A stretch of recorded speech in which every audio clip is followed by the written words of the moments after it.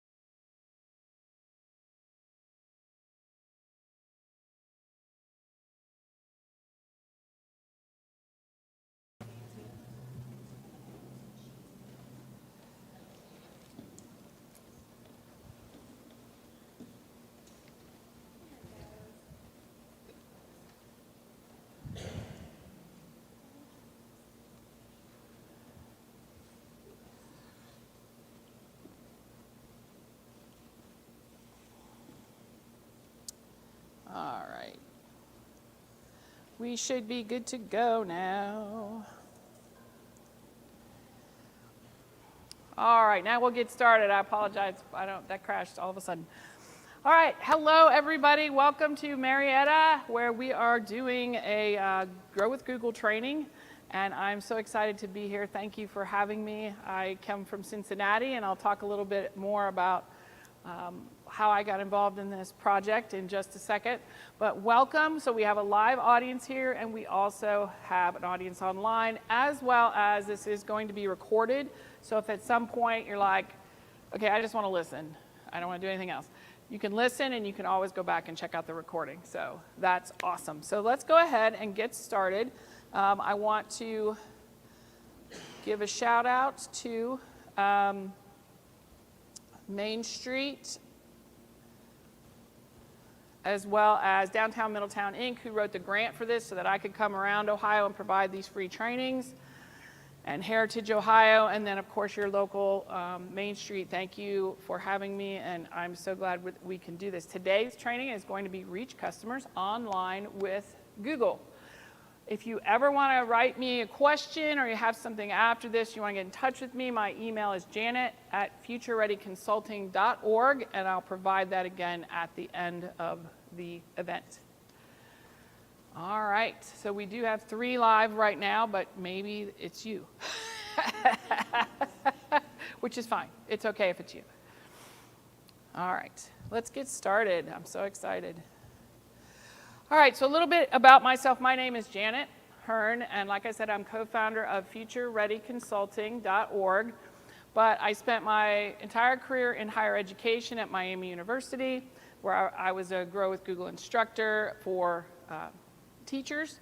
And I've always been involved in technology and teaching. I taught physics for 23 years, and then I ran the online courses and programs for the last part of my career. And then I get bored easily, so I retired and started a business. You know, why not? I grew up in Marion, Ohio, and so I'm very familiar with small town Ohio. I loved growing up in Marion. I now live in Wyoming, Ohio, which is a small suburb of Cincinnati, Ohio. I came to Miami, and I just never really left. So I'm excited to be here. I love traveling around to the different communities and meeting small business owners, as well as looking at some of your businesses. So hopefully I can check out some of them tomorrow.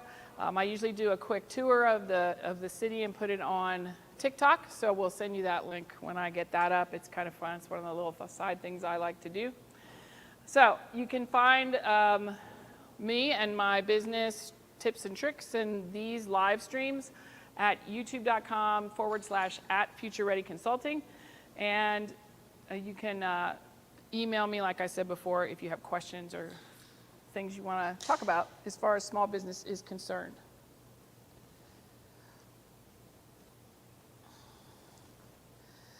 All right, so when anyone is coming through a small town or visiting a new community for the first time, how do they figure out what they want to see and do? How do they figure out the businesses they want to visit? Google. And so today we're going to talk about the 3 ways that you can get your business out on Google or involved with Google so that people find your business before other businesses. Because that's what you want. You want visibility, you want eyeballs, because that leads to sales or visits to your website or visits to your brick and mortar. So that's what I'm hoping we can do today. We want to get you eyeballs. 80% plus growth of searches for local plus a business. So local restaurant, local craft store, local event venue. And that's how they're going to find the thing they're looking for in that new community that they're visiting. Local business near me, breakfast near me, all of those things. 50% increase in United States search interest for phrases including how to save money on. Interesting, right? So there's all these different searches that are happening, and you want to show up at the top of those searches. So today we're going to look at 3 ways you can do that. We're going to talk about Google search and how you can maximize your ability to show up on that front page in Google search. We're going to talk about Google Business Profile. Now, there's a whole training on how to set up Google Business Profile, and I have several recordings on that on my YouTube channel. So if you're sitting here going, oh no, I don't even have my Google Business Profile set up, then go ahead and go check out one of those to get your Google Business Profile set up. But this is kind of a quick overview and how you can make sure that it shows up better on search than somebody else's.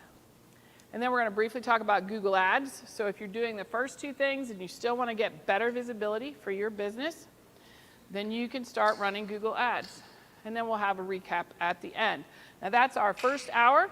And our second hour will be questions you might have for me, anything Google. I can generally answer most of those. And then if you don't come up with anything, I've got things that I can talk about if you're interested. All right, so let's start with Google search. And if anyone has a question online, you can drop a comment in as long as you are logged into YouTube. If you're not logged into YouTube, that comment, you're not able to comment on that live stream. But if you have a question and you're watching online, then please drop it in the comments and I'll check those so often and see if we have questions.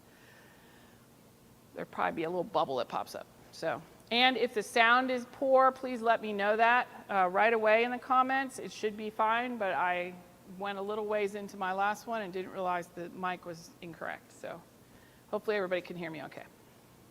All right, so it all starts with search. Somebody puts something in that little box that they're looking for, and that's what starts the ball rolling, right? Now there is other search engines. There's Bing. And there's, I can't even probably, Yahoo still has one? I don't know. There's other search engines, but Google is the #1 search engine currently. So if you're going to start with a search engine you want to have maximum visibility on, Google's the one.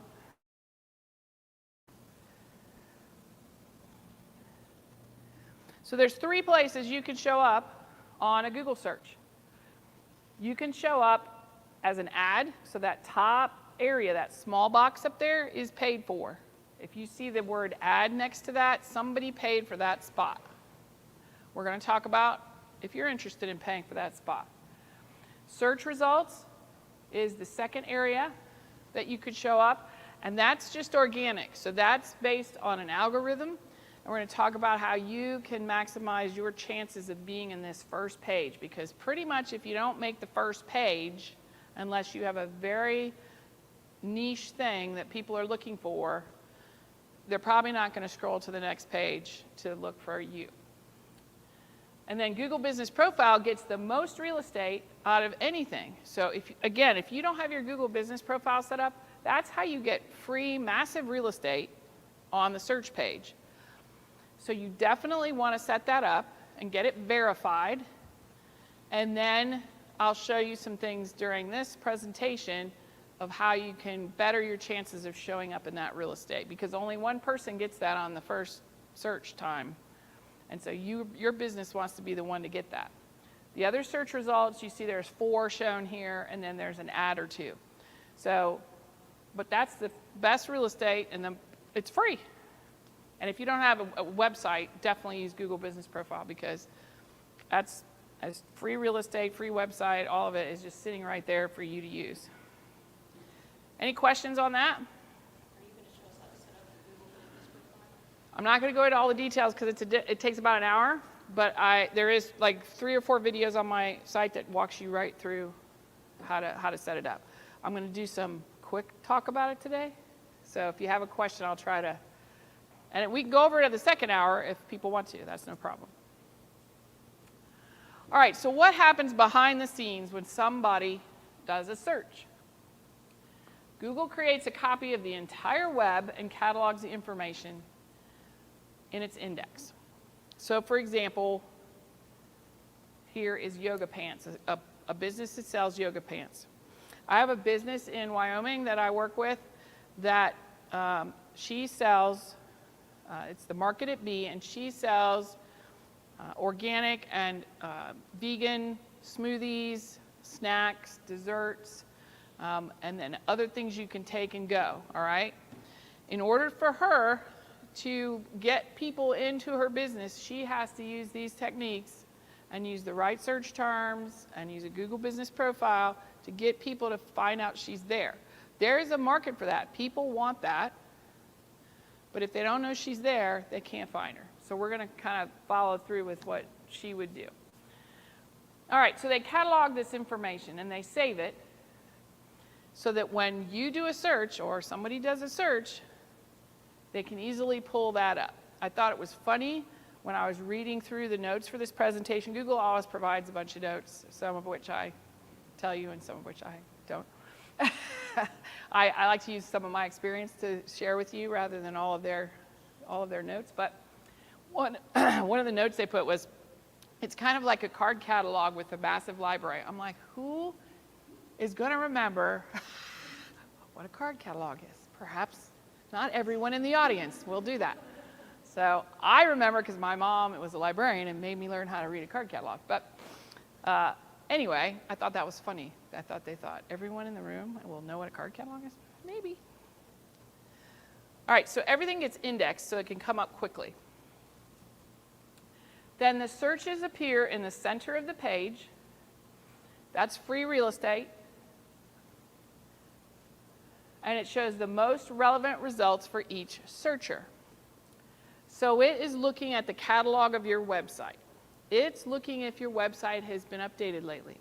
It's looking about where that person's located versus where the businesses are located. So if you search for, this is the Trade Street Jam Company. If you search for jam and Trade Street Jam Company is in Florida and there's a closer jam company, that one's going to likely come up ahead of them. So it looks at all of that. Where are you? Where are they? Do they have an online presence? Because if they don't, then why would they serve up a Florida jam company for someone in Ohio? If they have an online presence, which this company actually does, then they may put it up there. Do you have pictures? And all of these things. We're going to talk about the things that Google looks at to serve you up ahead of someone else. Now, it's going to be a lot of information, but even if you pick one thing from what we talk about to help improve your search results, that's an improvement. And then maybe next quarter you pick something else, and the next quarter you pick something else. You don't have to go running home and do all this today. It's just good to see what Google is using to serve you up on search. So how many of you have heard of search engine optimization or SEO? A lot of you? I feel like that's a term everybody throws around, but does everyone actually know what search engine optimization is? It's really optimizing your website so that search engines know what you have to sell, know what your service business is, know where you're located, and then can serve that up to the right people. Because it benefits Google to serve up the right business for that individual. If that individual has to keep changing their search and is not getting anywhere with Google, they're going to abandon Google search. So it benefits Google to put the right business in front of the right person. And of course that benefits you. So you want to make your website things that people are searching for and that they know that's what they want. It'll connect you with customers that are looking for those products and services, and it increases potential sales by moving you up in the search results, what they call above the fold. You want to be above the fold so that no one has to scroll down to find you. They still might because the first results aren't what they're looking for, but you really want to try to appear above the fold. So we're going to talk about how you can optimize SEO. First and foremost, publish great content. And that might even mean your product description, or that might mean the description of your store. You want it to be relevant and original content. Now we're going to talk a little bit later. I've done quite a bit of work with AI, so with Gemini and ChatGPT. And these are things that can help you come up with some of this content, but you have to make it your own and tailor it to your business. But it can get you started, but we'll talk about that in a little bit. That content has to be useful and accurate. If you have products appearing on your page that people can come to your store for, but nobody knows what to do with that product, they're like, what is that? I'm not sure what that is. Then they're not going to come look for that or want to buy that. Titles and descriptions. Each web page should be clearly described with pages and titles and descriptions. So when you do a Google search and you see a page come up, it has a title and it has a description. And you control that, or your web designer controls that, what that's going to say. And if that isn't very clear as to what service or product you provide, in an instant, people are going to scroll past your website. So you want that to be very clear and descriptive. And you want your content to be organized, because if Google doesn't understand your site, people aren't going to understand your site. So that gets crazy if you get a lot of pages going, because you might have product page, special product page, extra special product page.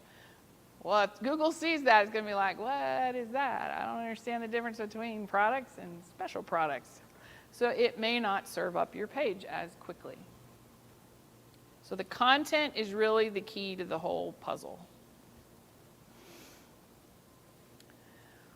So we're going to look at a tool that maybe some of you haven't heard of. How many of you heard of Google Trends? 1, 2, 3, 4. Okay, a few of you. Yeah, that's great. Google Trends. Now, if you go to Google Trends right now, then I will lose you for the rest of the night, because you're just going to keep putting in funny Google Trends. But you can get it at g.co/trends, or I go trends.google.com. That's the way I remember it, trends.google.com. Most of the Google tools, if you go to analytics.google.com, admin.google.com, it'll get you to the tool you're looking for. So trends.google.com. Trends tells you what words and phrases are popular right now on Google. And then it compares the popularity with other terms. So for example, the example I like to use with this is soda and pop, right?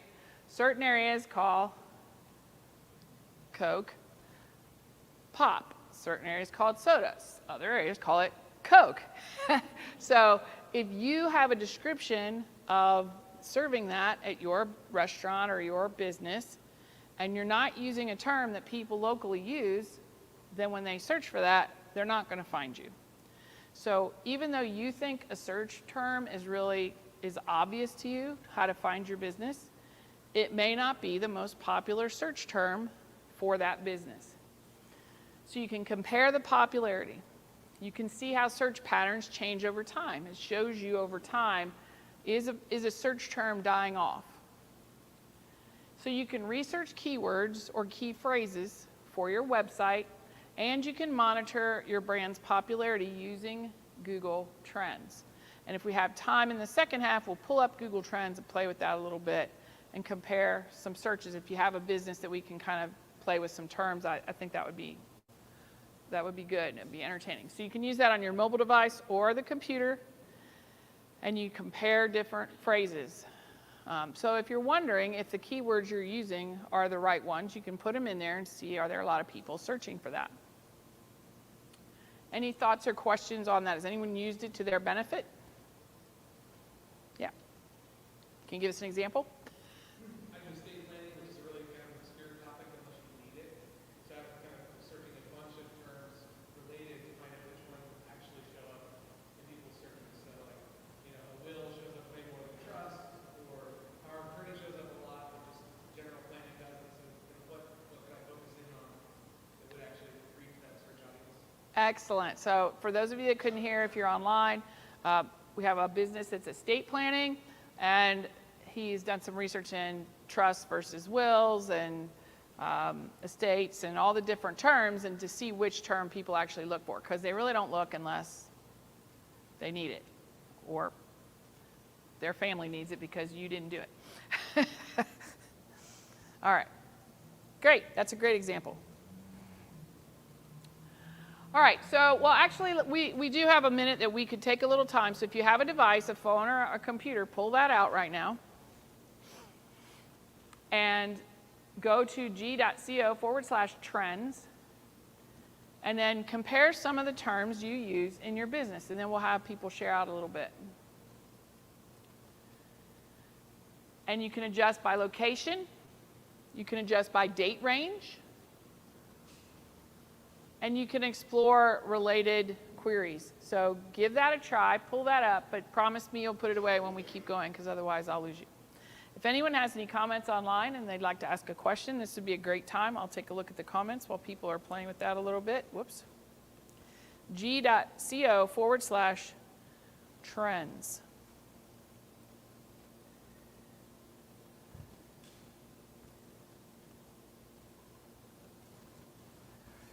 If there's any questions or comments, please feel free to put them in your YouTube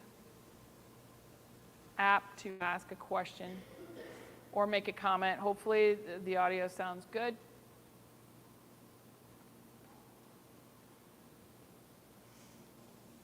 We're just going to take a minute.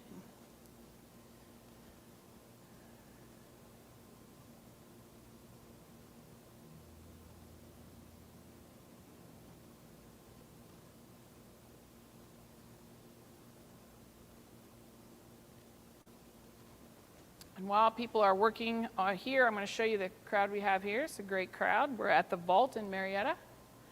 Everybody can wave if they want. Yeah, here we go. Really cool venue for this event.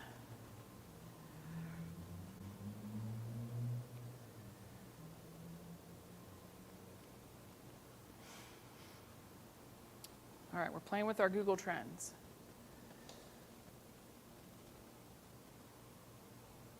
If someone has something interesting they come up with while they're doing this research, could you please let me know? I'll come over there and you can tell everybody what you found related to your business. If you see something surprising, if you see something that 2 words, you weren't sure which one was more popular. Does it always be like everywhere, or can we like narrow it to like? You should, yeah, you should be able to narrow it.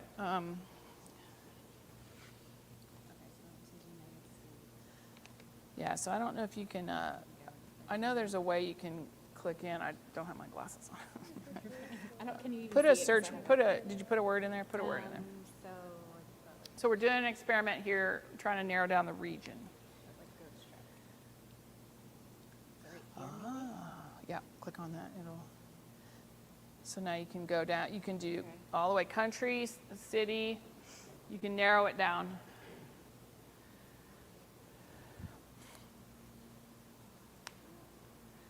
But you have to put a search term in to get that box to let you narrow it down.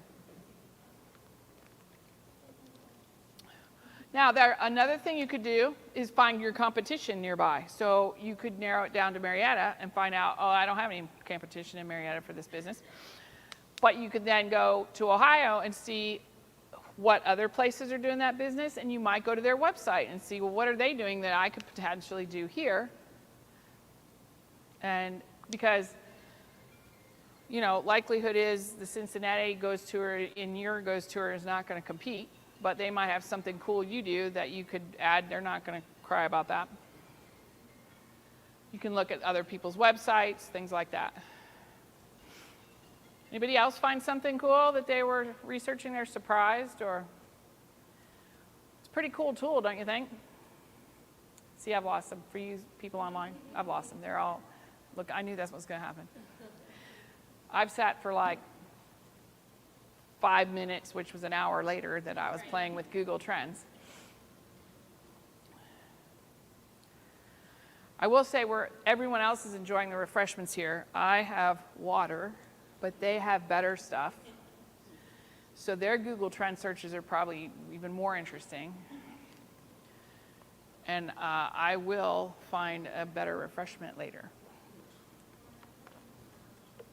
All right, anybody want to point out another search they did that's interesting for people?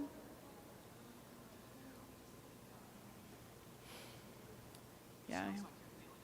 Oh.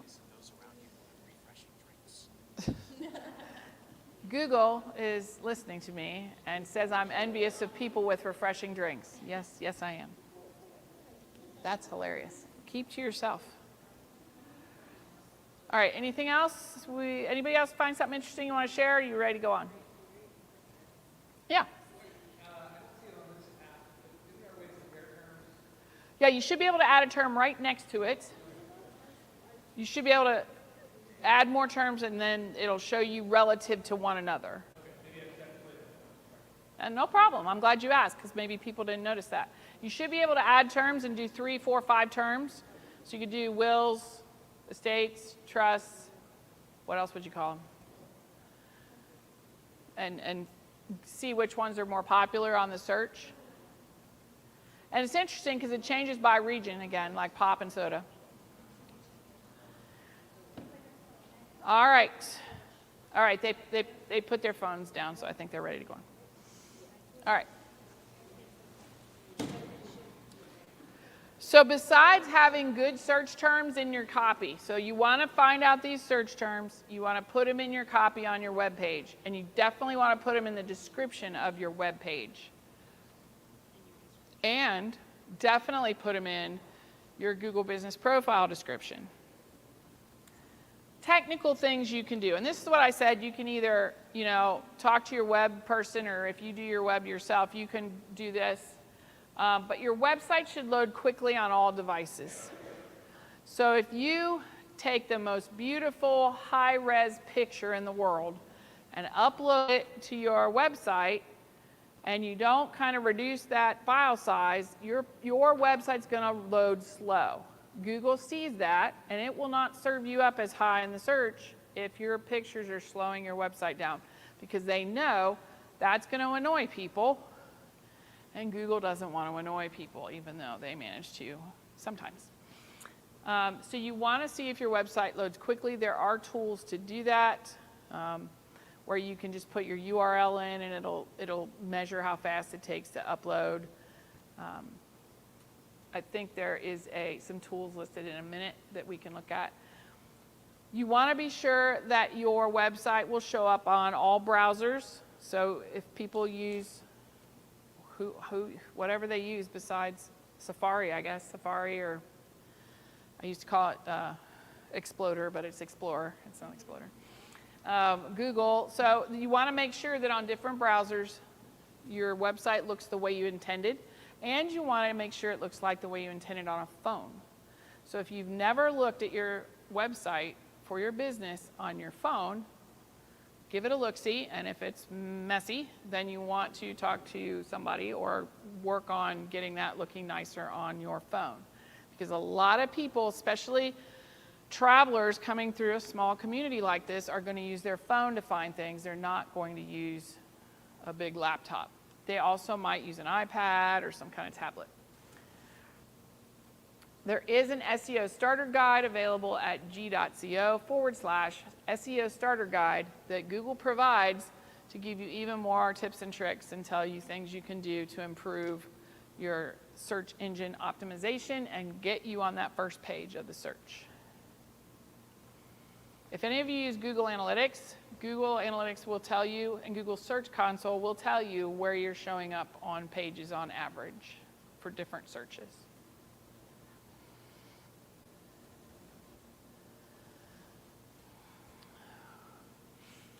So you definitely want to confirm, and here's Search Console, you definitely want to confirm Google can see your site and that it's indexing it. You can always ask Google to re-index your site. So if you go through the trouble of having your website redesigned, or you spend the next week here kind of redoing your copy and maybe uploading some new pictures, and then you go, why isn't my search working any better? It's because Google could wait to index your page again for 2 to 3 months. It like sits in line behind all the millions of other websites that it's indexing.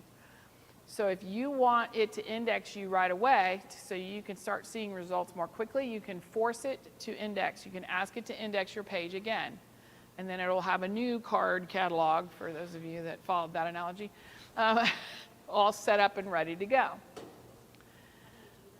So you go to g.co/Search Console.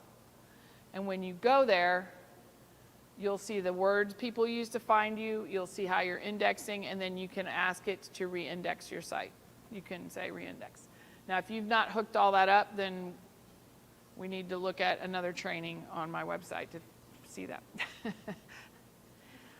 And you'll get email alerts if Google encounters a problem accessing your site. So every now and then I'll get an email that says could not index some part of my site. So I go look at that, I make sure there's nothing wrong, and I ask it to try again.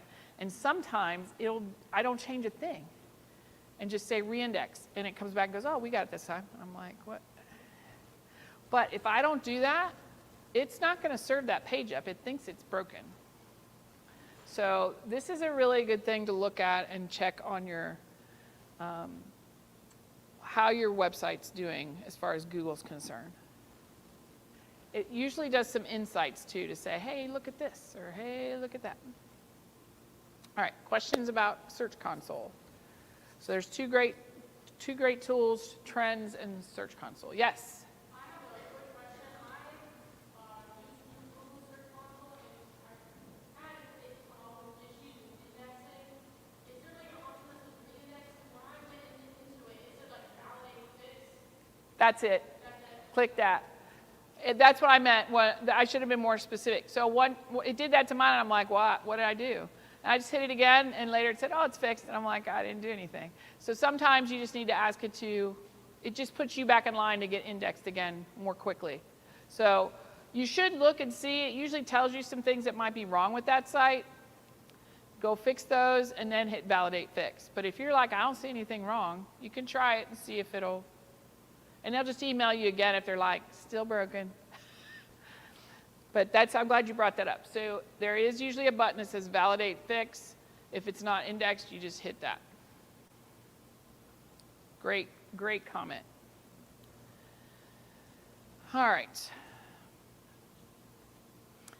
So one thing you can do is search for words and phrases that should surface in your business search results.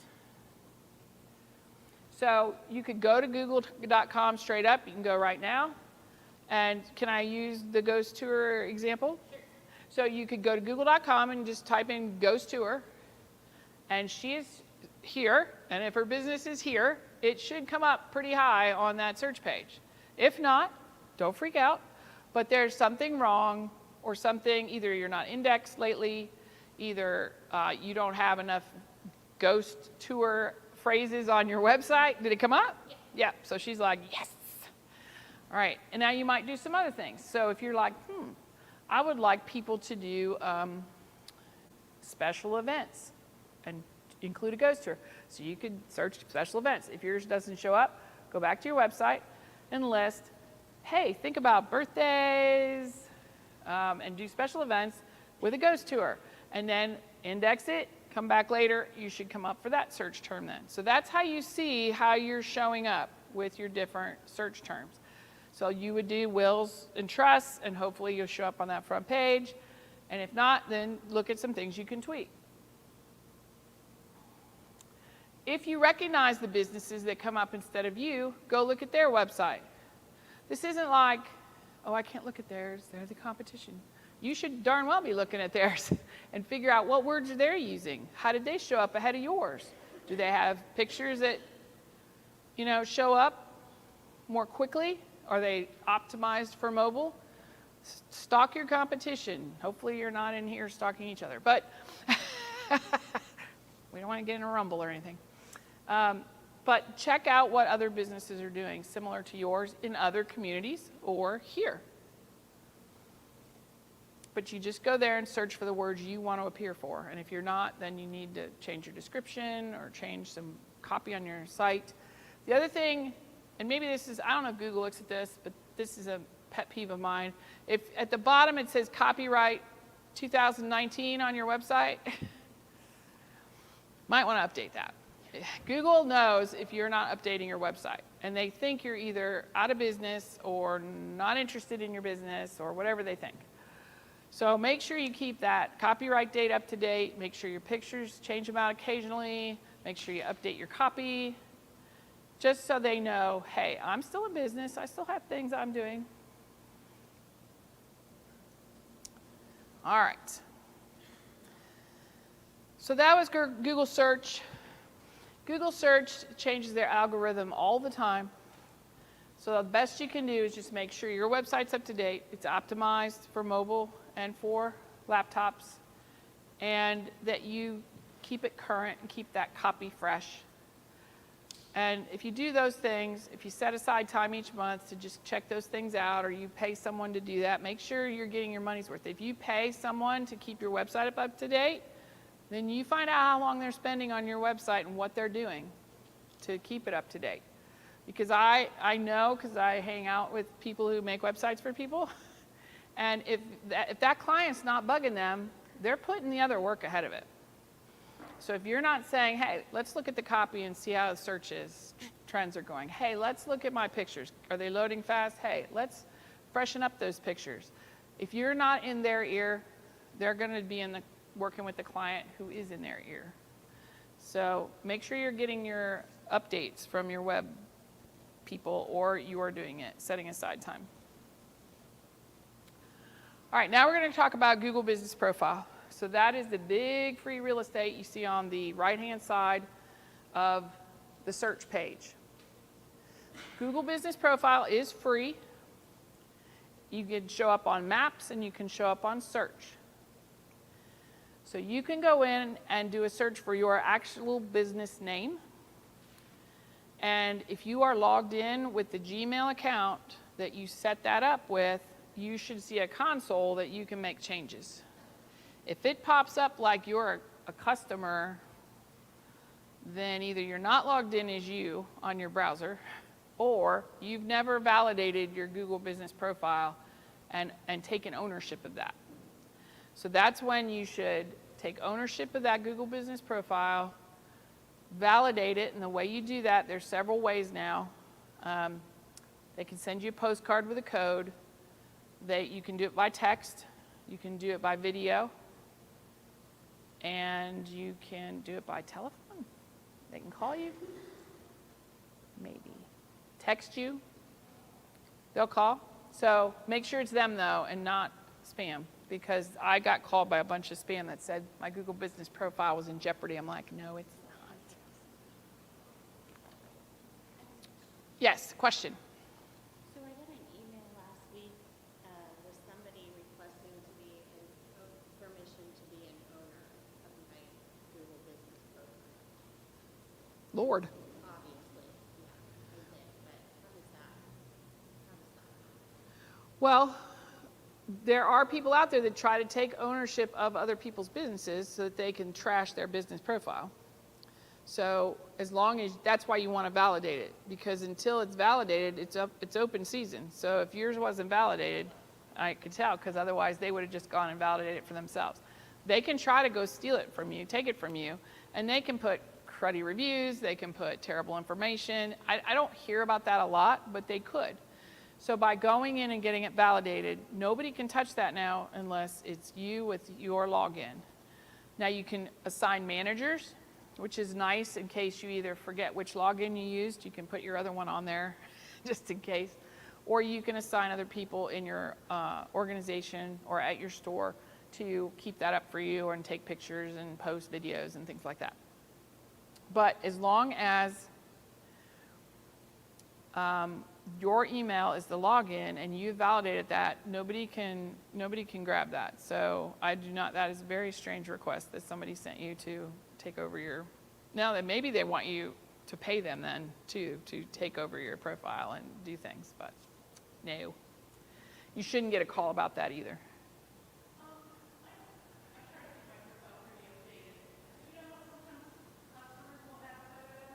Yes.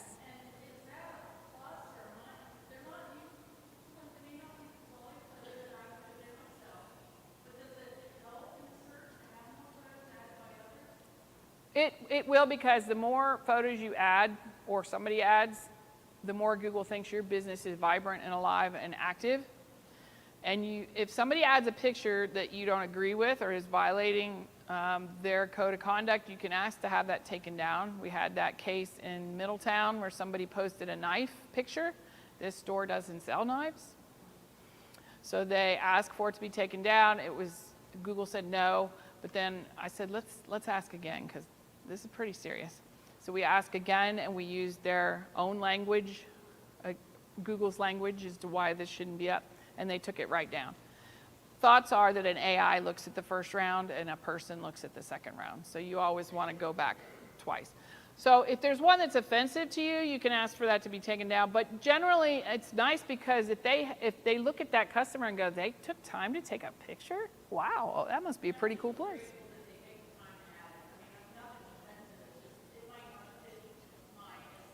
Yeah. Yeah, and if there's a few that you don't like their aesthetic, then load up 2 or 3 of your own aesthetic and it'll shove theirs down. So it'll just bury it. So you want to get it validated and you want to keep it up to date. I suggest you put 15 minutes on your calendar once a month to update your Google Business Profile, whether that's just checking your hours, throw a picture up there, show a new product up there. If you're having an event, post an event on there. Whatever you post on social, post on Google Business Profile too. You had a question back there, I think, maybe? Any other questions back there? Yes. So when I set up my business profile, our location in our business has a similar name to the previous business in our location, and they merged all of their reviews to our reviews. Oh. Is there a way to fix that? Yeah, if you write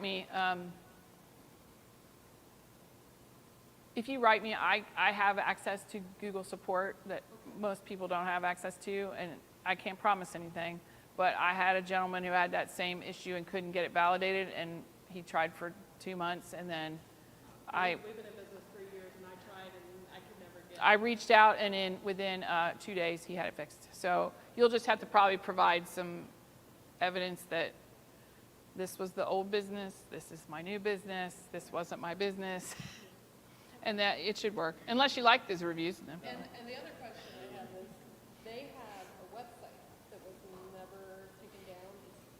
They went out of business in December of 2017. Our customers try to find us, and they always get their website. So the question here is if an old business has a website that people are getting instead of your new website. I would look at the old website and see if you can figure out why is that one keep getting served up. Is there words on there that you could add to your site? Is there? So it's just, I know. They were the Levy House restaurant. We're Levy House Bistro. Ah. And we have a lot of similar items. Yeah, you can maybe, once I connect you with Google, maybe talk to them and see if there's something you can be doing. That one's going to be tougher, though. Do you know the old owner? We contacted Hey, there's a dead guy up here with the will and trust thing. We got a dead. We Oh. contacted him, and 2 weeks after we contacted him, he was killed over. Oh, that's terrible. Okay, I didn't mean to make fun. Sorry. That was not cool. Do they have any living relatives or anything you can ask for them to maybe take it down? I don't know. Might be sensitive. That's a tough one. That's really tough. That stinks. All right, so here's how you create a business profile. I know we had that question. Go to google.com/business. And if you want to take a picture of this slide, that's great.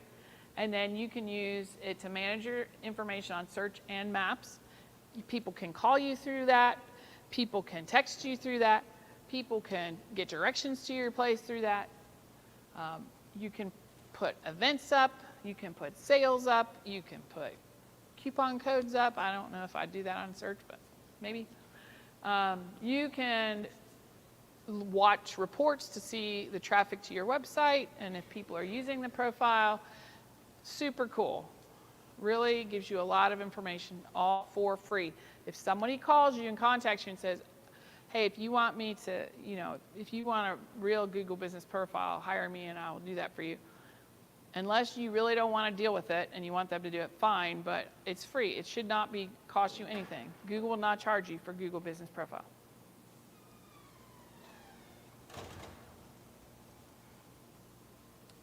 Complete your business. So this is what I was talking about. That console should show up if you're logged in as you and your business Google name. You can add photos and videos less than 30 seconds. You can do bookings through Google Business Profile. You can have products through Google Business Profile, and you can have services through Google Business Profile. My guess, and this is Janet's guess, Google did not authorize me to say this, is that they are trying to become like the Amazon equivalent, so that when somebody searches for a product, you know, it comes up Amazon, Amazon. They want it to be Google, click, buy straight from you. Buy straight from you. And they don't want Amazon to get all that traffic. They want local businesses to get the traffic. So there's a system called Pointy, if you're familiar with that, where you can integrate that with your point of sale system. And so if I'm searching for a really specific, I was talking about that smoothie place in Wyoming, they sell the best vegan gnocchi. And who would know that? But if you're searching for that particular product, it's going to pop up and say, order it from this place or come get it at this place, because she integrated Pointy into her point of sale system. So if those are those crackers you want, or there's those whatever you want, she's integrated that so people know those products are available in Cincinnati. They don't have to go to Amazon to order those products. So pretty cool. Any questions about Google Business Profile specifically? How are we doing? We're doing all right. So you can do posts. On any social media post I put up on Facebook, Instagram, I just put it up on here too. So if you look at my socials, you'll see Google Business Profile has the same thing as LinkedIn, has the same thing as Instagram, has the same thing in general. Reviews, you'll get reviews and you can manage reviews. You want reviews through Google Business Profile. And messaging, you can message, they can message you, hey, do you have this product? Hey, when are you open till? Even though it probably says right there, but you know how people are.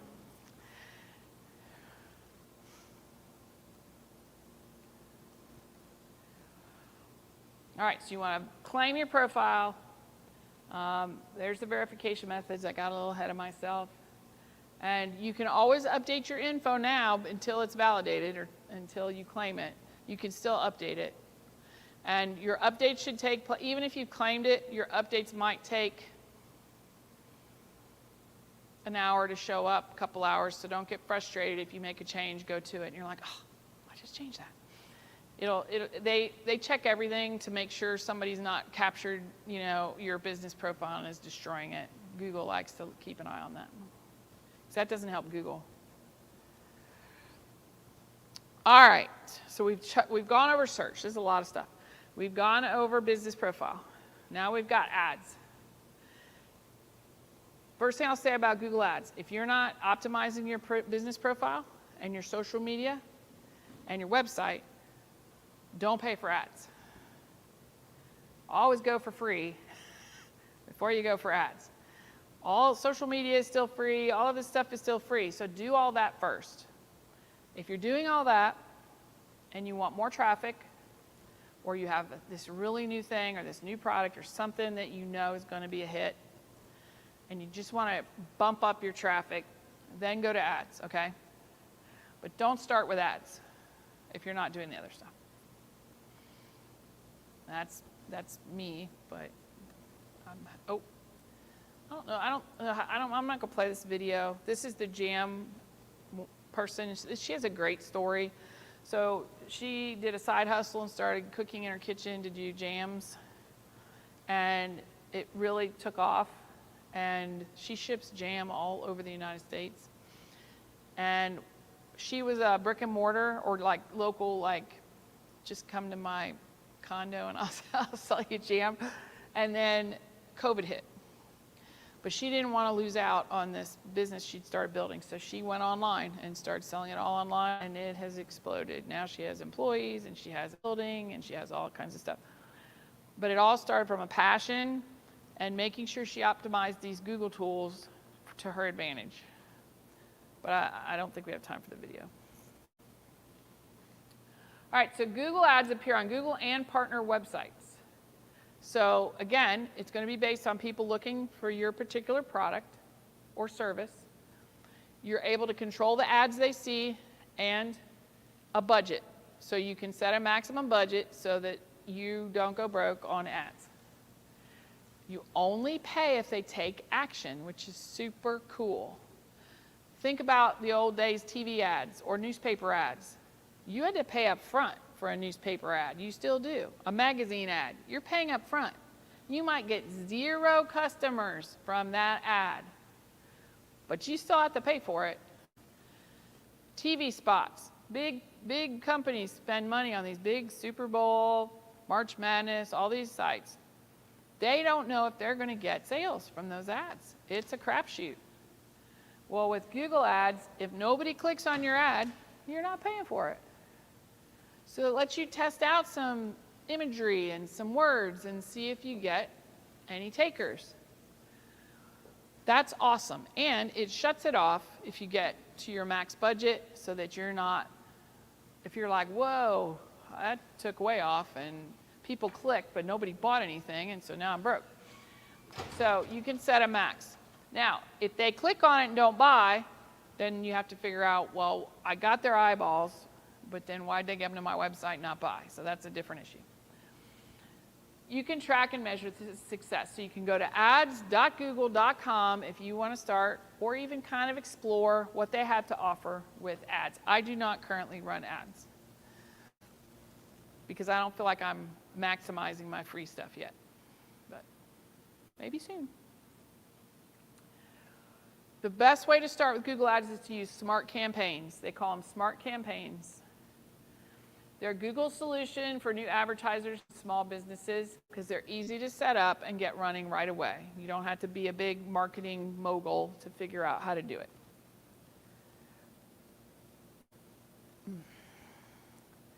All right, so your smart campaign checklist is decide what your goal is, and we're going to talk about each one of these quickly. Connect your business profile or enter the business info name. Identify the relevant pages you want your ad to go to. So if you have an ad for a product, don't send them to your home page. Send them to the product page. You want to write a compelling ad. Choose keywords and themes and locations where the ad can appear, and we're going to talk about what that means. Set a daily budget and launch. So those are the 7 steps you need to do to launch a smart campaign with ads. So if you've never run an ad before, this is a great way to try it out. All right, so the first thing you're going to do is enter your business name. If you have a Google business profile, it will suck a lot of your information in from that as soon as they realize that. So what's nice about the Google ecosystem is it's all connected. You're going to enter the page URL where you want that person to go if they click on your ad. It doesn't have to be your home page. It needs to be the most relevant page for the goal you're seeking. And we're going to talk about the goals in a second. It lets you preview the landing page both in mobile and on your computer. So you're going to see what they're going to see when they click on your ad. It does that for good reason. That way you can see, does your website look wonky on mobile? And you're like, oh my God, I don't want to spend money on an ad that's going to send people to a wonky mobile site. So you'll want to fix that before you spend your money. If those look good and you're like, yep, that's where I want them to go, then you can move on. Now you want to pick a goal, and Google suggests goals. What do you want them to do after they see your ad? So are your goals to increase traffic to your website? Are your goals to increase purchases from your website? Are you collecting names and for an email list? So maybe you have a freebie that you want people to go, get your freebie, and give you their information so then you can hit them up with additional service type stuff. Do you want them to buy a certain product? So what is your goal? So you pick your goal. Then ads have 3 headlines and 2 description lines. All right? You can also have a clickable call to action button. So you pick 3 headlines and 2 description lines. They mix and match those depending upon what the search term was.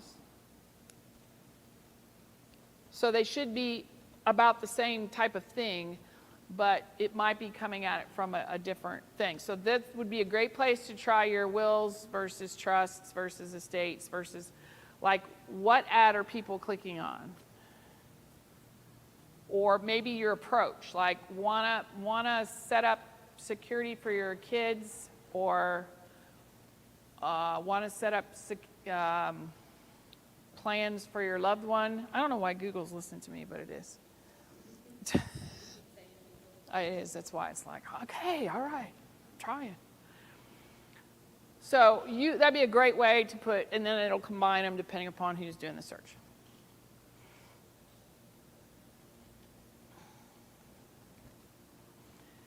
You want to add keyword themes. So that it should be relevant to the advertised product and match. So that way it helps Google match the ad to the particular search. Because people do a search. They may get your Google business profile, they may not. And then they'll get organic search, but they'll only get your ad if it really is what they're looking for.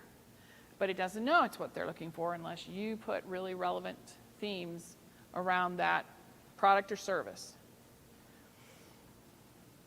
If your business does several kinds of services, you probably want to stick with one for each campaign, one thing. So if you're going to do wills, do a campaign ad on wills. If you're going to do, I don't know, what else do you do? Real estate. You definitely don't want to. So then you would do a separate ad campaign about real estate. Same business, same everything, but unlikely someone's searching for wills and real estate at the very same time. Then you can decide where to display your ad. So if you're like Marietta only, you can say that. If you're like, wait, I want to go out from Marietta a good 50 miles, you can say that. If you want to go out as far as the next ghost town, you could say that. That was pretty funny. You can do zip codes, cities, regions, and if you sell online, maybe you want to hit the Arizona market for wills. You can put an ad in the Arizona market for wills. There's nothing that says you can't do that. So you can put ads out in relevant areas that you're wanting to gain more customers. But be careful what you wish for, because you might get it. You can select a budget. They're going to give you a recommendation, but you can put whatever you want. It's the whole thing, like here's the recommended tip, and you're like, you can put whatever you want. You'll see an estimate of how many monthly clicks you'll get for that budget. So if it's like 2, you're like, I better up my budget a little bit. You can change this or pause this at any time. So if you're like, I've dropped $300 for the last 3 months on Google Ads and it hasn't affected my business at all, stop. Reevaluate the ads, reevaluate your budget, reevaluate your goals. But if you're like, wow, I'm spending $100 a month and my business has gone up $10,000 a month, I'm going to pop some more money in these ads because this is working out great.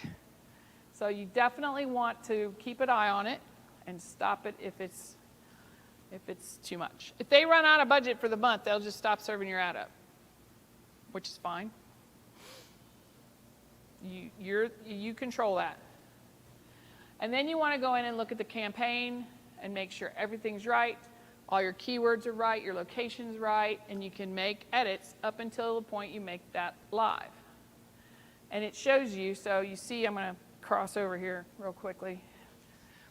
So here's the setup of the ad, and here's what it will look like when it pops up for somebody. So you look at that and double check your typos, what the business name, the top line versus the description, and make sure you like it.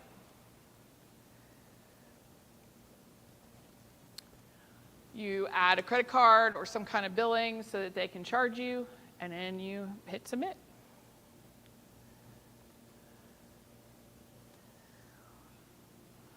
All right, so now what? So you let that run maybe a couple weeks, and then you go back in and you can create ad variations. So if you see that one is really popping off and the other 2 are not, you can change the other 2 so there's, to see if they'll start working better. You can add negative keyword themes. So if people think you're dealing, I'm trying to think of an example. All right, I'm going to go to the ghost example. If I better stay out of the dead thing. Well, that's dead too. Okay. You guys should have a package deal of some sort. I'm just saying. So if if people are calling and going, will you come to my house and chase my ghosts away? You're like, no, that's not what I do. Look at your ad, and you might have some negative keyword themes for like, come to your, personal service, or I don't know what people are searching for to get rid of ghosts. I have no idea. But you understand what I'm saying. You want to put negative keyword themes that are causing, because she's paying, and every time it clicks on that and they call her and go, come to my house and chase my ghosts away. Now, if you get enough of those calls, you might think your business model should alter some. Who knows? But you want to get rid of the calls you don't want clicking on your ad if that's not the business you're in. Connect your stuff to Google Analytics, and then you can monitor your performance on your website, your sales, and you can, again, edit or pause this at any time. And I'm not trying to be a commercial for Google Ads. I do not run Google Ads, but if you're going to run ads, this is a really easy way to get started and to see how it works. Who knows? Maybe I will. All right, I'm already over. Bug in my face. All right, we're going to recap quickly. 3 ways to appear on Google: text ad, business profile, and search results. Pick one of these for the next quarter that you want to focus on. Maybe it's your profile. We're coming up to the end of the quarter here in June, right? Next quarter, I'm going to focus on my business profile. Or, hey, I'd like to get better in search results. Next quarter, I'm going to focus on trying to get better on my search results. Don't do everything at once.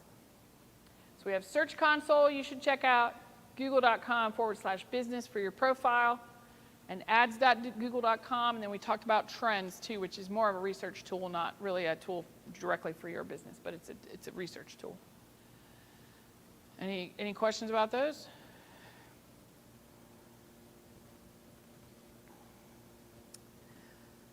Well, I think it is time to take action. Think about what you're going to do on any of those areas that'll just add a little bit more business. Anybody, you want to take a picture of this? I'll leave this up here for a second, or you can get it on the YouTube and take a picture there. But these are all the different things we talked about. All these were mentioned within the whole thing, except the Grow with Google. Grow with Google is where you can get even more information about all of these topics. Or you can check out some of the other Main Street presentations that I've done. There's some pretty fun ones up there. Everybody good? Keep learning on YouTube. I'm going to scroll through. This is all there. You can get certificates from Google. You can get free online training for teachers, businesses, job seekers, developers at Grow with Google.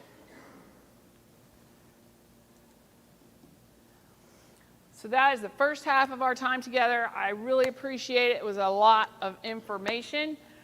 I run a Google community for questions, or if you need help with something, it's starting to grow with all these presentations we're doing.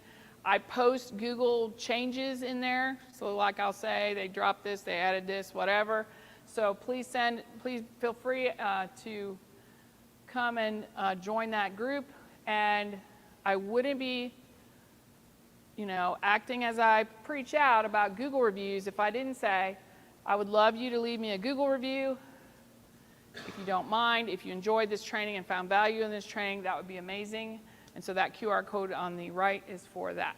So thank you. Now we do have more time together, but I think we should take a little break. What do you think? Yeah, that'd be great. Take a little break. I'm going to leave this up, and I'm going to mute myself, and then we will come back for questions.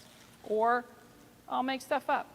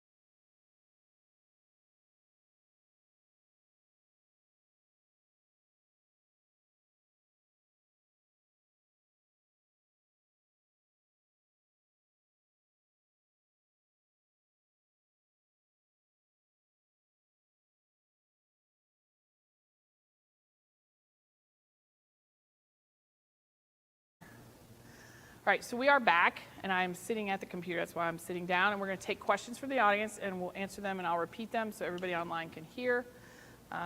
So let's get started. Anybody have a question? Yes? Kind of a unique situation.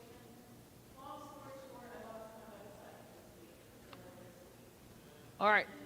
Problem. She lost her website. So this is going to be a doozy.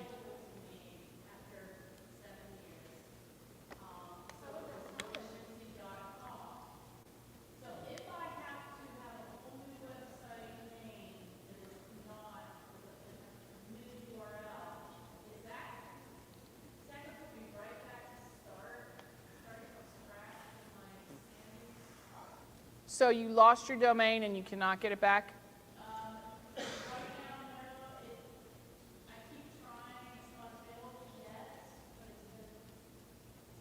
Who's your domain host? Who's your domain host? Like, is it like, was it? Oh. Have you tried to contact them to see if you can? Yes, and it's pretty much, it's up the grass. It may be up the grass. Right now it's not available to anybody. And I'm just looking at worst case scenario if I have to start with a new name. Have you looked up?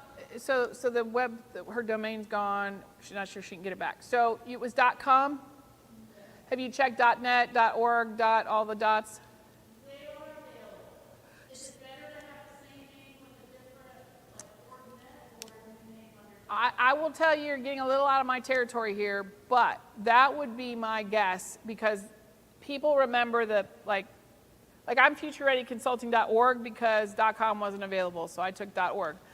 People sometimes mess up the .org, but they don't forget Future Ready Consulting. So if you've been out there a while, they're not going to forget your name. They're going to just go, oh, was that her N before? I didn't even know that. They're not even, you know what I mean? So that would be my guess. With the best scenario would be to just try to get one of the others, and then oftentimes, so if the other one comes available again, I would then switch it back, but I would stay purchased on those others as well so nobody else can get those. Yeah, I hope that helps. And if not, you could change it. The only thing it'll take you back is I don't know, maybe search a little bit. You could do a redirect maybe. But as far as business profile and all that, you'll be fine. Other questions? Tools? Thoughts?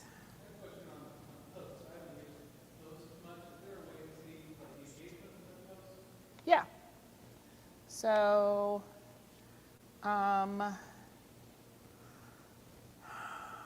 in the reports part of Google Business Profile, I'm not sharing with everyone outside this room because I want to let's see what you're going to see first.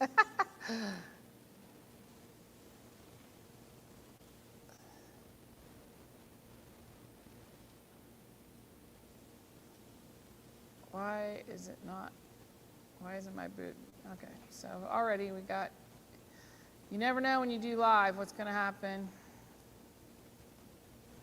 Here we go. All right, so this is my Google, let me share my screen for the people online.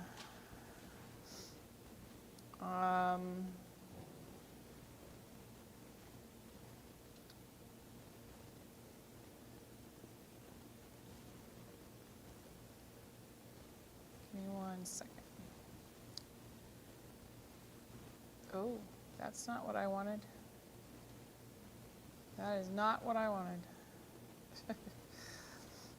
All right. Give me 1 second.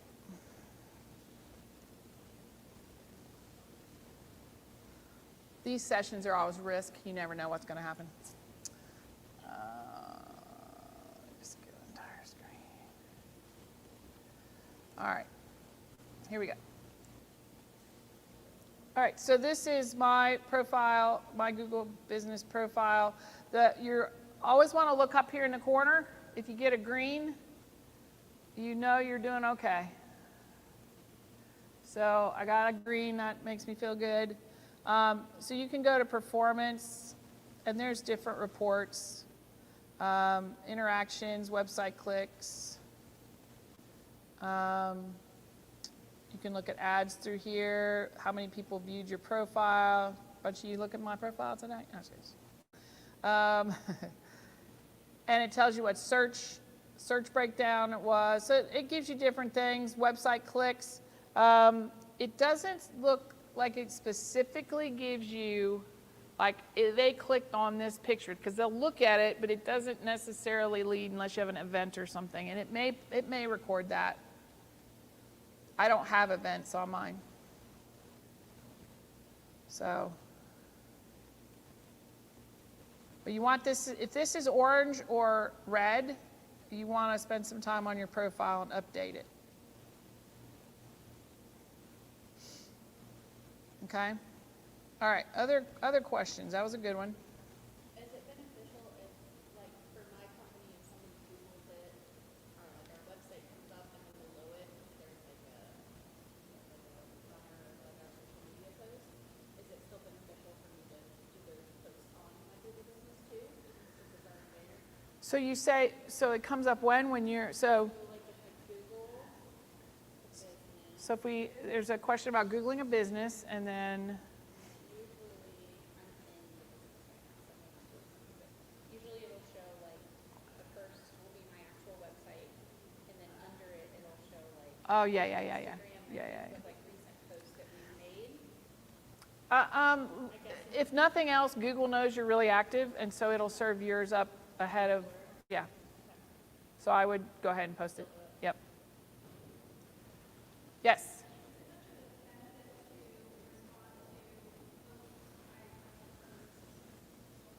That's a great question. So the question is it beneficial to respond to reviews on Google? Google highly recommends you respond to each and every review. So if it's a positive review, you say thank you so much, or it was great meeting you, or whatever, something. I try to think of something I remember from them, or the training, or whatever it was. And if you get a negative review, it's absolutely essential you respond with, something like, well, I'm sorry, it's unfortunate you had a bad experience. I would love to have a discussion with you about that. Let's have it offline. You can contact me via our website. Never argue with somebody's review with them on reviews. You probably know that, but people do it. What? Don't do that. And it helps disarm that review, because if I'm looking and I see 5551, I'm going to look at that. And if you're so sweet and nice that you're like, I'd love to take care of you, I'm so sorry you had this experience, blah, blah, blah, I'm going to be like, I'm not even going to read that review. But if if it's a hostile response, I know you wouldn't do this, but if it's a hostile response or no response, then I'm like, they didn't even care, that person put that down. So it really changes people's perception of those poor reviews if you can respond to those. But the good ones, it really, Google says, wow, they're really paying attention to their reviews. Or you can assign someone to do it and put parameters around how they should respond. There are AI agents you can even do that'll respond automatically. That makes me nervous, but you can do that as well. So.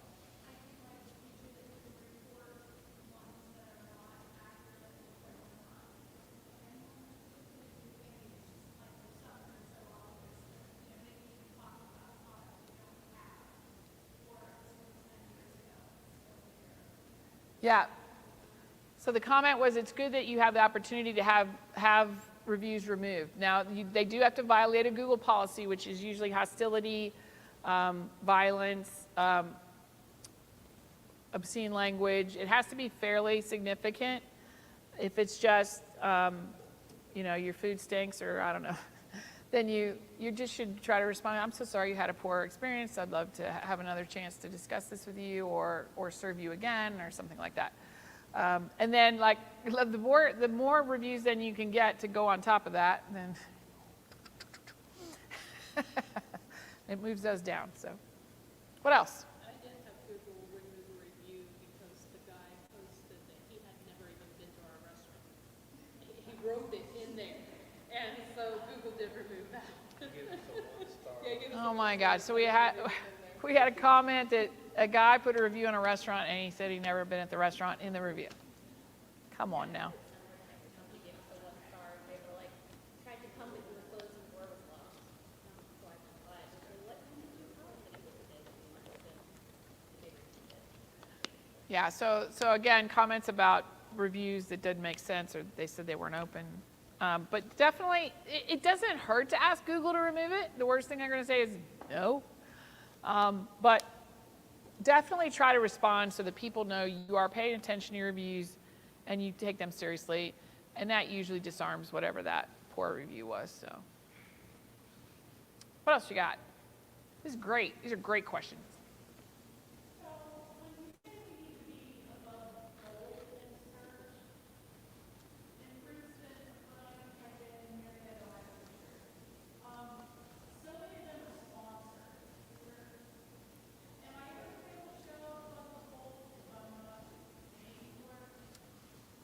Not if enough people are paying for ads.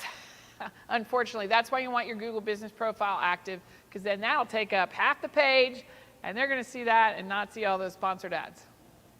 So I would definitely do that, because you're probably relying, do you sell a lot online or mostly local?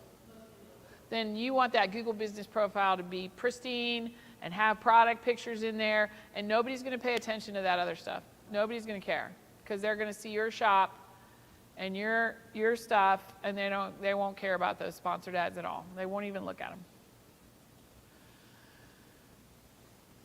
Other questions or thoughts or comments or things you want to see demoed or something?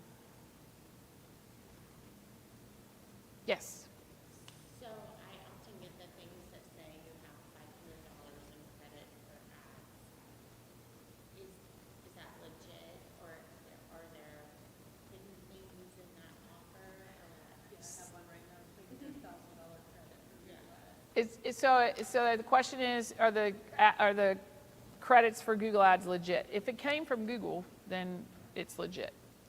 But because they're hoping you either have so much success with it, you're going to continue running ads, or you're going to get it all set up and the credits will run out and you're going to be like, well, I guess I could do a few more. So because I think people are intimidated by Google Ads and they know that. And the hardest part is setting up that first or second ad. So if you're willing to set that up for the credit, then I think what they're saying is you're going to like this and you're going to want to keep going. So they're legit. I've thought about it myself because, depending upon your business, ads can really, really help you out.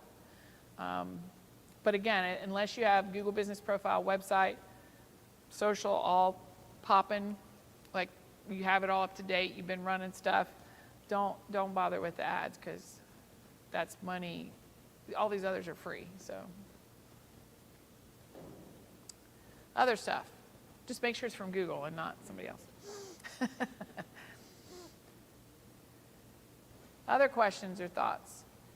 So I'm going to test the temperature of the room on AI.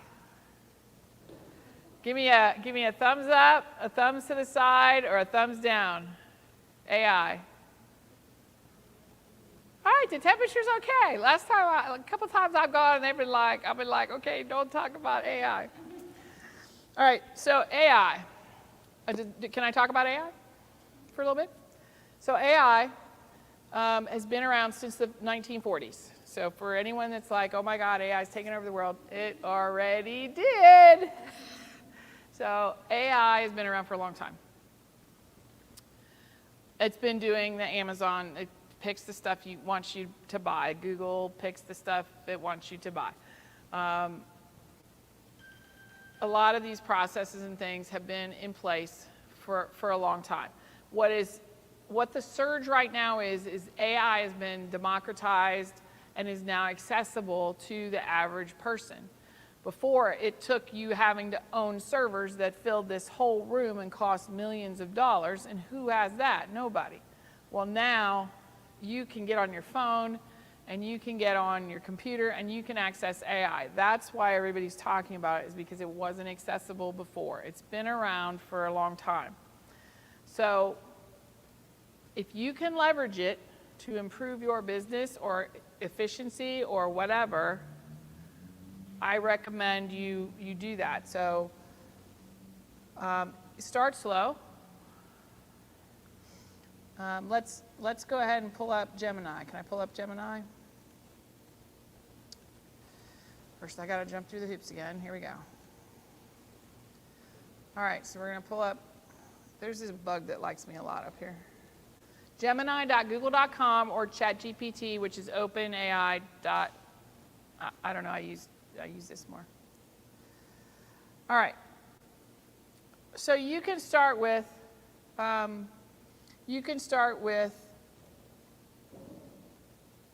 using one of their pre-made prompts. So here we have elevate your coffee business with future forward tech.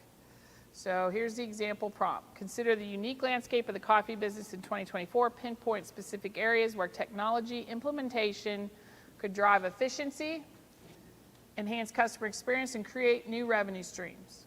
All right, so this is just, Google made this up so that you could see how it works. So we hit go. So you have to have a prompt, and then it produces a response. So how can you streamline operations and enhance efficiency at your coffee place? You could do an inventory management system. You could do smart equipment. You could do robotics. Sure you can. You can have mobile ordering and loyalty apps. So here's some suggestions to how to use technology in your coffee business. Subscription services, e-commerce. So this is a list of things that's just ideating with you. And so maybe one of these sounds cool, and you go, well, how can I do it? How can I implement a subscription service at the lowest cost? So this is like your partner in ideation. It's, you've not given it any personal information, if that is concerning, and you're just having a conversation with a robot. So it says utilize existing infrastructure, your website and your payment processor, Stripe or PayPal. Find some open source or low-cost options to manage the subscription. Focus on essential features. Streamline marketing and acquisition. Look at this, this walks you through a whole plan to start a subscription coffee service. What? Now, how long would that take to figure out on your own, just doing some Googling and reading some articles? And that would take weeks, I would think. Here it is. And then you just keep asking questions. If you're like, well, I don't want to do it this way, I want to do it this other way. It'll give you, it doesn't get offended. So you can say, that's dumb. My partner's favorite thing she likes to do is when she gets mad and wants to send a crappy email, she says, here's what I want to send this person. Please write it in a way that says the same thing but sounds nice. Foonk. She copies it, pastes it, tweaks it a little, and sends it. These Google reviews where you just want to say, here's the review I got. Come with a polite response because I can't think of one. Then it's it writing them, not you.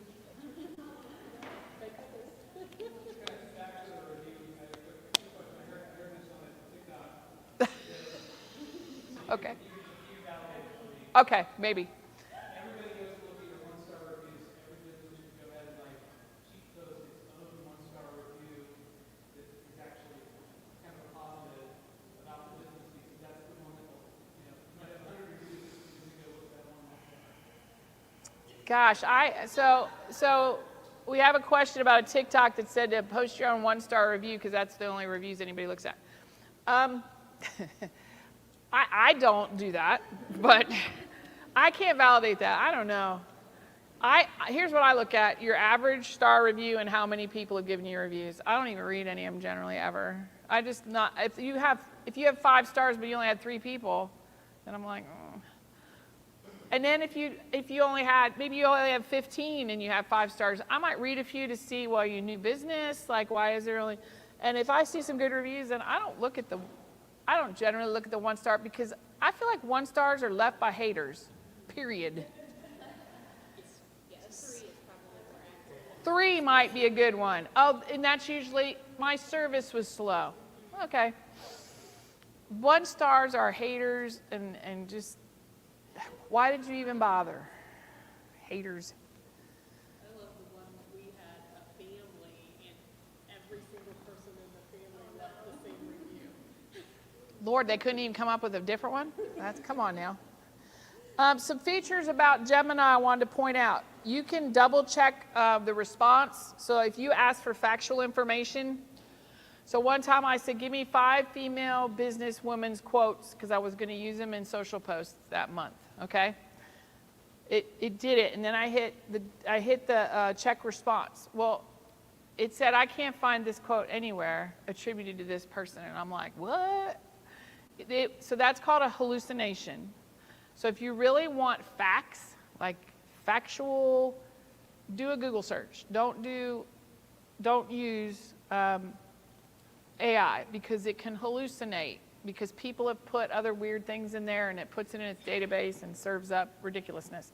But at least you can double check that in Gemini with this Google search tool. You can also share to Docs or draft in Gmail, which is really super nice. And it does drafts for you. So this was just one. It'll also read it to you, which I like for accessibility purposes. But it will do like 3 drafts of the same prompt you gave it, so I can look at these and see which ones I like better. So it gives you a little bit different spin. Sometimes I copy all 3 to a Google Doc because I like little parts of all 3, and then I mishmash them together. But what's nice about this is when you give a prompt to an AI, you want to give it context. You can say act as a. So you could say act as a copywriter for a website. Act as a copywriter for a website. All right, whose business am I going to pick on? And write a description for, nobody wants me to pick on their website? Okay. I'll pick on my own. For a Google business profile for this business, future-ready-consulting.org. So I told it how to act. I told it what I wanted it to do. And here's if you really want to get crazy. Ask me any questions that will help you do this task. So if it's a very complicated task, you can tell it to ask you questions. So it has some questions. What's my ideal client? What's the top 3 problems I solve? Lack of online presence, outdated branding, inefficient processes. So it knows what I do because that's what I do. What are the key benefits clients get from working with you? So then I can add that. So you put like 1 to answer question 1. You just put 1 small business. Whoops. Owner. 2. You guessed correctly. 3, key benefits. Business will soar. I'm just, that was funny. Come on now. You guys, they need more drinks, bartender. All right. Are you a small business owner struggling with a lackluster online presence, outdated branding, and inefficient processes? We specialize in transforming these challenges into opportunities of growth. And then it has elevate your online presence, blah, blah, blah, revitalize your brand, optimize your process. Let us help you unlock your full business potential. Well, look at that. Now, I would absolutely edit that because I don't talk like that. I think lackluster online presence is a little strong. But it's a start, and I can change the words, and I can add or take away things. You can tell it a tone, too. So you can tell it context, you can tell it act as a, and you can give it tone. So you can say, make this more funny. Now that would have been funnier to do the ghost of Wills or Trust, but anyway. Your small business's fairy godmother, but with Wi-Fi. Now Gemini's been hitting the bar, I think. Tired of your website looking like it was built with dial-up? Is your brand identity stuck in the Stone Age? Fear not, dear small business owner, for we're here to sprinkle some digital magic. Oh my God, bippity boppity boost your website. That is my next product name right there. Abracadabra your brand, and I can't even say that. That must be from, what is that from? Harry Potter. I didn't do Harry Potter. Okay. So, or you could say, now try very professional. I like that funny one. That's outstanding. There's my professional. Digital transformation, brand strategy, operational efficiency. So there we go. So that's the serious one. And you can just keep putting in empower small businesses for tomorrow's success. I can just keep changing the tone. I can ask it questions. I can tell it to give me more details. You could ask it to do project plans. Taglines are good. You can come up with the next 10 social media taglines for this business. The more detail you give, the better the response. Here's another tool I highly recommend. It's called AImind.so. AImind.so. It's free because I like free. So what this does is generates prompts for you. Doesn't generate the answer, it generates the prompt because we're bad prompt writers. People are getting paid as prompt engineers, that's all they do. So, write me a good, it's not even good English, Google business profile description. All right. Oh, God. Come on.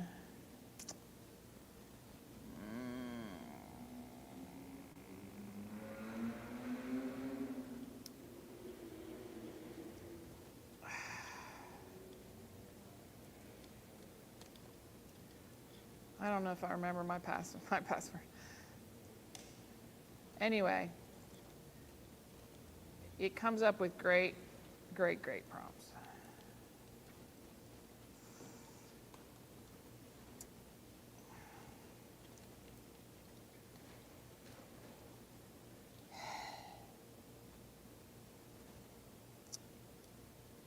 All right, well, you'll have to play with it. But it generates these long prompts. You take that, you paste it, and then you go to Gemini with it.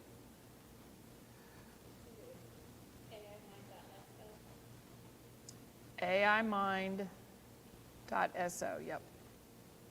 And then you paste that in Gemini, and it gives you much more detail to what you wanted. So, all right, anything else I could kind of demo for you, or a tool you're looking for, or something with Gemini question, or ChatGPT?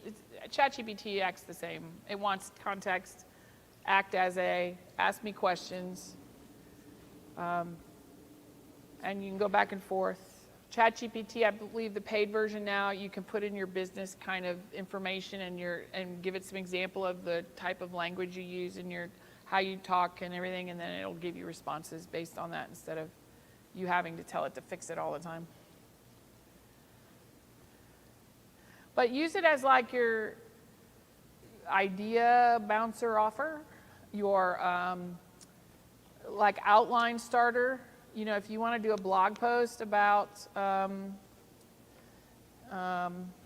want to create a blog post. Anything I think 1 million people before me have already done this, so why should I start from scratch?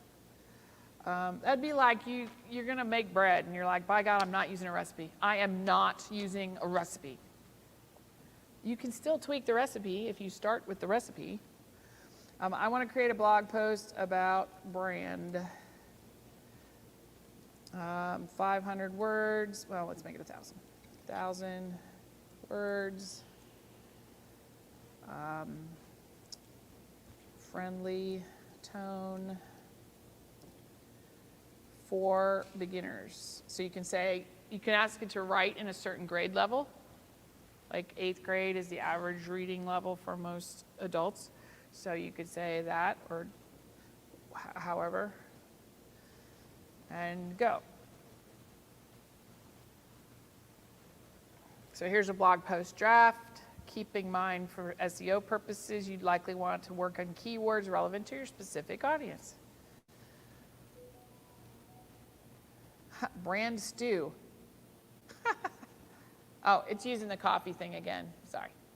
So if you keep going in the same chat, it'll use the stuff it already learned from you earlier. If you start a new chat up here, it will forget that conversation.